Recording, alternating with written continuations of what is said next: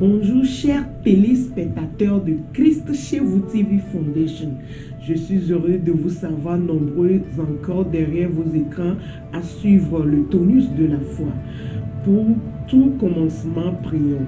Seigneur Père éternel, toi foi saint, je t'implore, je t'invoque à ce que tu viennes prendre contrôle de tout. Viens prendre contrôle de ton message. Parle à quelqu'un ce matin par ce message, par ce tonus, afin que la foi de quelqu'un soit élevée, ne soit pas ébranlée par les difficultés de la vie. Au nom puissant de Jésus, j'ai prié avec remerciement. Amen. Amen, amen. Ce matin, le thème de l'exhortation s'intitule « Le Seigneur » ou bien « Seigneur, pourquoi ma souffrance est-elle continuelle ?» Seigneur, pourquoi ma souffrance est-elle continuelle? Nous allons lire dans Jérémie 15, le verset 18. Jérémie a parlé de cette souffrance, de la souffrance qui l'agace, qui l'importune, dans le Jérémie 15, le verset 18. On va dans le 17, le verset 17. Je ne me suis point assise dans l'assemblée des moqueurs, afin de m'y réjouir, mais à cause de ta puissance, je me suis assise solitaire, car tu me remplissais de fureur.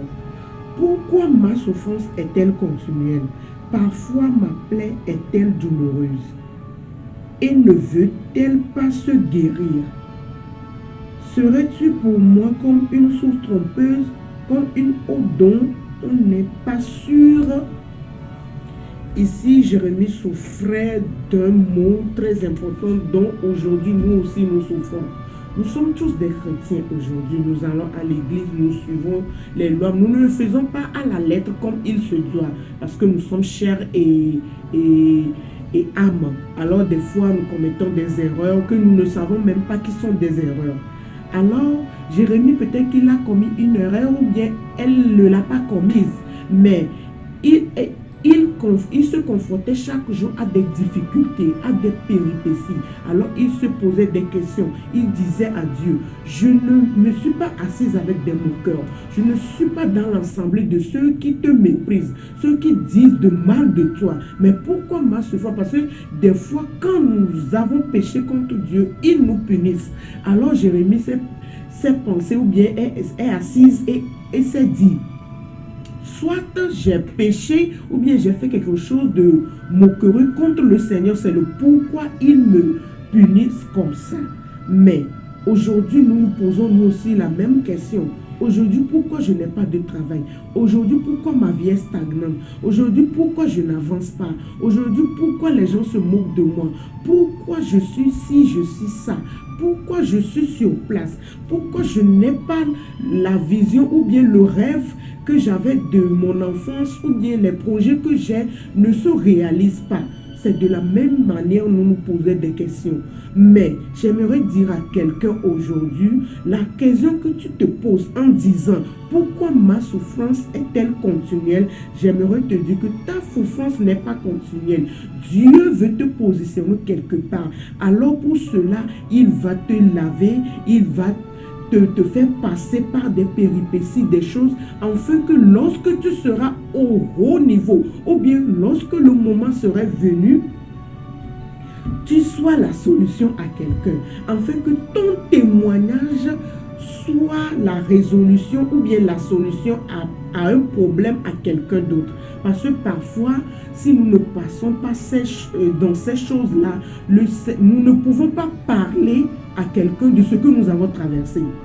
Quand quelqu'un traverse quelque chose de mauvais ou bien quelque chose d'anormal dans sa vie, et toi, tu es passé dans ça, dans le passé, et tu as une résolution, alors le Seigneur te positionne là pour que tu sois un conseiller, tu sois quelqu'un qui aide la personne à se soulever ou bien à ne pas se dire je vais rester dans cette situation.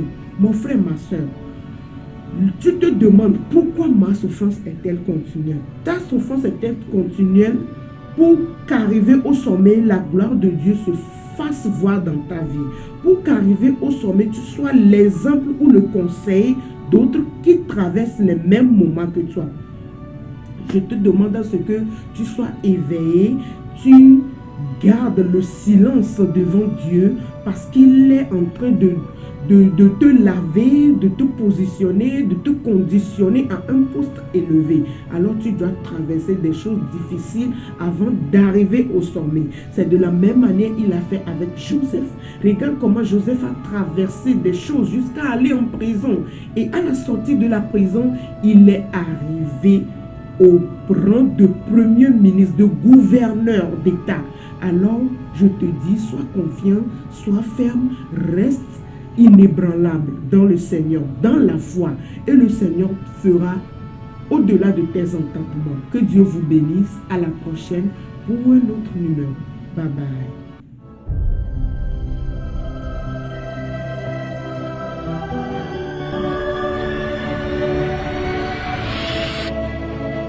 Christ Chez vous TV. When Jesus follows you everywhere.